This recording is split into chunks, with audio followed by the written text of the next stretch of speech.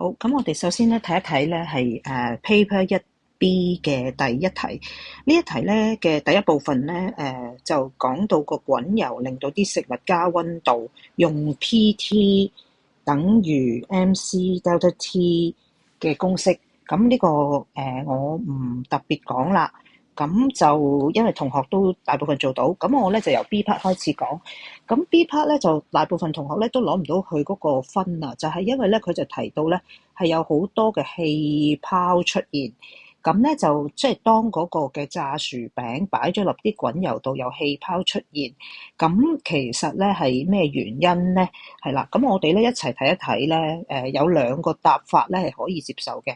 第一個答法咧就係咧嗰個薯餅咧本身咧係有一個嘅水分。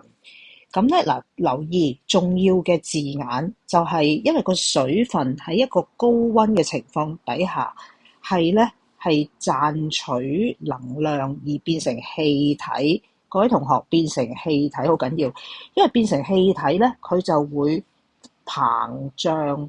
咁佢膨脹咧，個密度就會減低，所以就會浮起。好啦，咁就比較關鍵字係由要答到 gain energy，答到由 water 由 liquid 轉 gas，就提到個體積膨脹，跟住比側邊嘅密度為低，所以就升起。咁另外咧，亦都接受咧就係個食物本身係有氣體喺裏邊。咁於是喺咁嘅情況底下咧，就係因為咧嗰個氣體係會膨脹啦。咁於是咧就造成佢咧係比側邊有比較低嘅密度，所以咧就浮起啦。咁呢兩個咧都係可以攞晒2分嘅。你純粹話佢裏邊有水係不足以攞2分。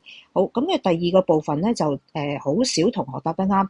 咁大部分同學咧佢呢度就提到咧要知道嘅一開始嘅條件，就係話嗰塊嘅薯餅咧就擺咗喺嗰個食物裏邊啦，就係一個滾油啦。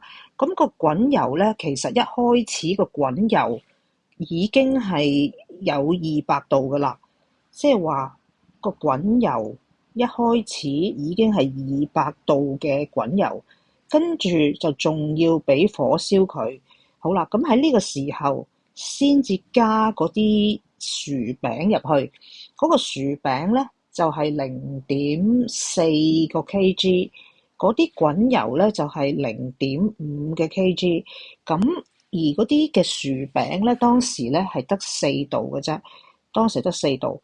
咁而家你嘅目標係乜嘢嘢咧？就係個薯餅係要變成90度，咁即係話咧呢一兜嘅嘢，全兜嘢加埋薯餅各樣嘢咧要變成90度。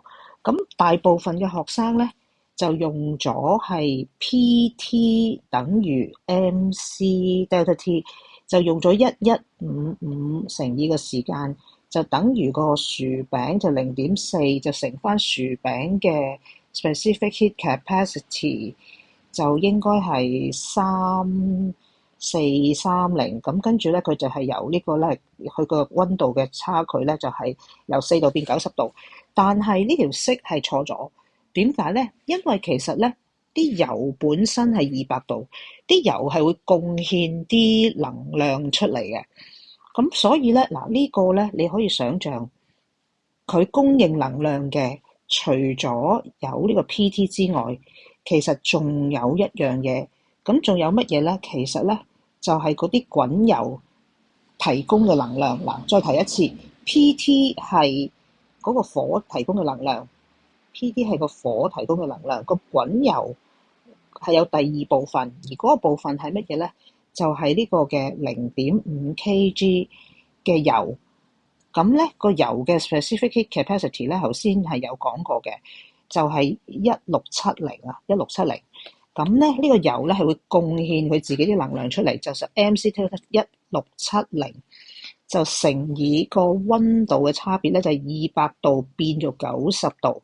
好啦，各位同學，有好多同學咧就寫咗200度落去，其實個滾油係因為擺咗啲嘢入去之後咧，係會降溫嘅喎，係啦，咁所以咧喺用咁樣嘅情況底下咧，先至計到個 T 值嘅，咁計到個 T 值出嚟咧，就應該係我 check 翻先。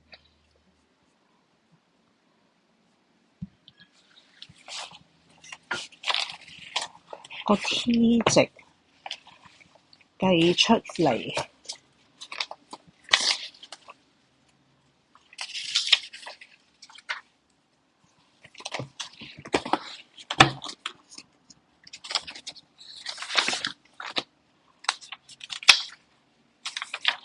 就應該係22.6秒。